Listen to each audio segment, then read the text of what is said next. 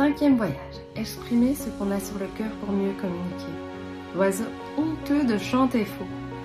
Cette fois encore, Enzo et Lola se demandaient ce qu'ils allaient pouvoir apprendre. Ils savaient qu'ils avaient encore des lumières à découvrir. Moi, j'aimerais que ça soit le rose, pensa tout Lola, qui adorait cette couleur. Elle avait un stylo rose, des baskets roses, une trousse rose. Elle trouvait que c'était la plus belle des couleurs.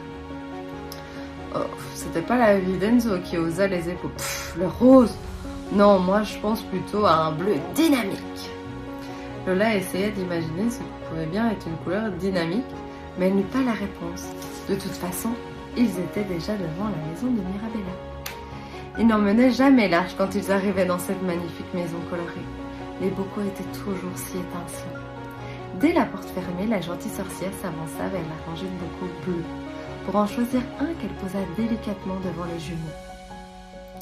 Enzo fit un clin d'œil à sa sœur, très fière d'avoir deviné la prochaine couleur.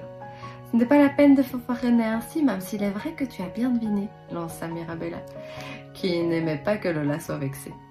Elle approcha encore le bocal. « Regardez bien à l'intérieur. Vous allez voir Birdie-Cool, l'oiseau aux 1000 couleurs. Car cette lumière me rappelle sa volonté de pouvoir se sentir bien. Et j'aimerais tant que vous suiviez son exemple. » Les jumeaux avaient beau observer attentivement le bocal, ils ne voyaient que du bleu. Mirabella poursuivit son récit. Birdie-Cool venait d'une contrée très lointaine, mais personne ne savait de quel pays exactement.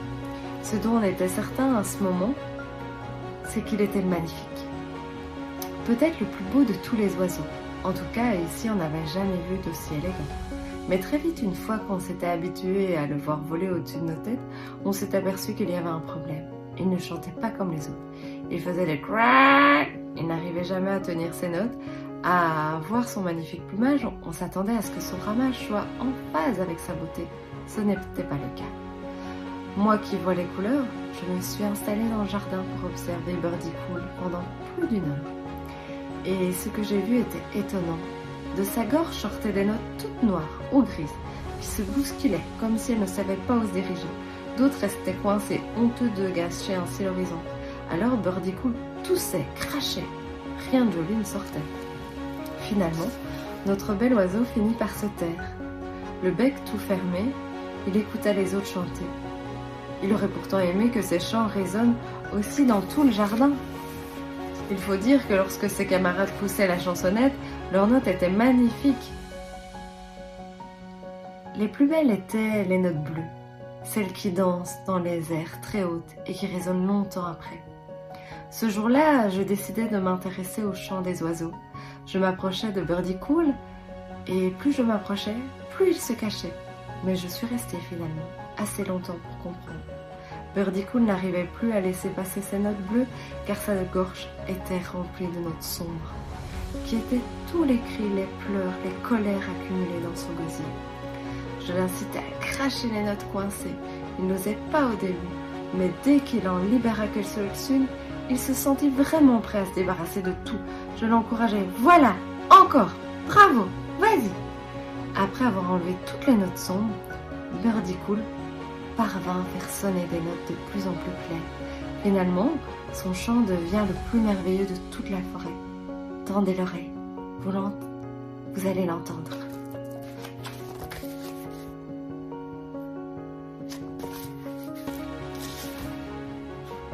Les jumeaux étaient aux aguets.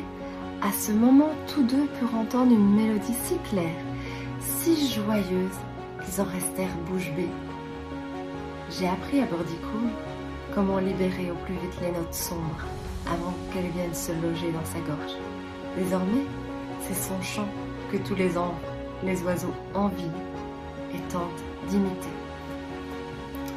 Les notes bleues d'Enzo et Lola. Lorsque les jumeaux se retirèrent de la chaumière, ils voulurent entendre leur chant et entonèrent une chansonnette. Quelques notes étaient fausses, d'autres n'arrivaient pas à sortir. Alors Lola comprit qu'elle avait gardé depuis plusieurs années des agacements qu'elle n'osait pas exprimer par peur d'être mal aimée. Elle imagina les sortir de sa gorge pour en faire des longs bracelets dont les maillons s'enchaînaient.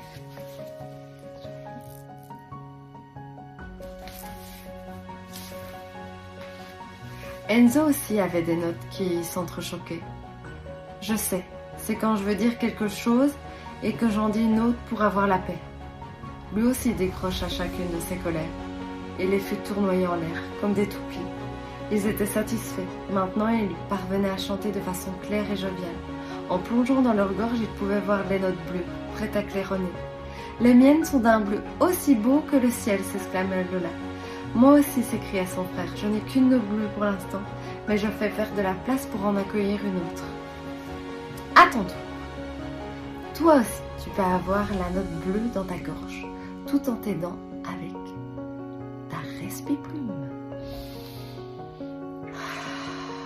Pense d'abord à tout ce que tu as besoin de laisser sortir, des choses que tu avais gardées pour toi, que tu peux exprimer pour te libérer. Imagine que ces notes sombres s'en vont dans les airs. Quelle forme ont-elles? Sont-elles juste un peu grises ou très sombres? Une fois terminé, imagine ta gorge d'un merveilleux bleu. Puis à partir d'aujourd'hui, pense régulièrement à tes notes sombres pour les évacuer afin de préserver les sons bleus en chantant la vie comme tu en as envie.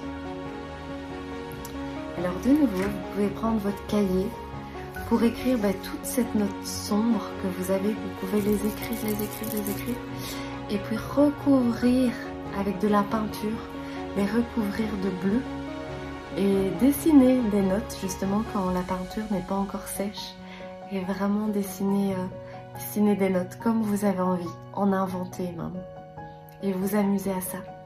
Et recommencez autant de fois que vous en avez besoin pour que votre note soit la plus belle.